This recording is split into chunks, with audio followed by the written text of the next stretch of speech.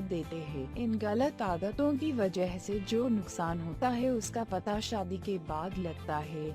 जी हाँ, शादी के बाद बीवी के साथ सेक्स करने से जल्द ही फूस हो जाता है, या प्यार करते करते ही फारिग हो जाता है, या लिंग को अंदर डालने से पहले ही फारिग स्खलित हो जाता है।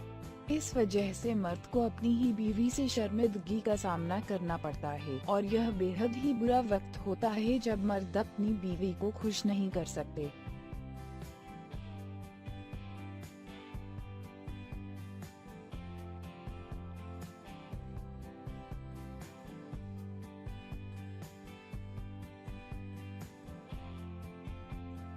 तो आज मैं आपको बताने जा रही हूँ आयुर्वेदिक नुस्खा जो मर्दाना ताकत और टाइमिंग भी बढ़ाएगा।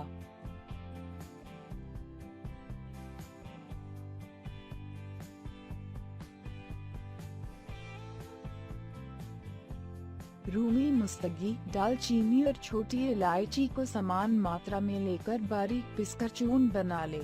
अब इस चूर्ण के बराबर मिश्री को मिलाकर किसी बर्तन में रख दे और फिर रोजाना 1 चम्मच गाय के दूध के साथ दिन में किसी भी वक्त ले सकते हैं। कुछ दिनों बाद आपको फर्क महसूस देने लगेगा और संभोग के दौरान आपकी डायमंड में भी इजाफा होगा।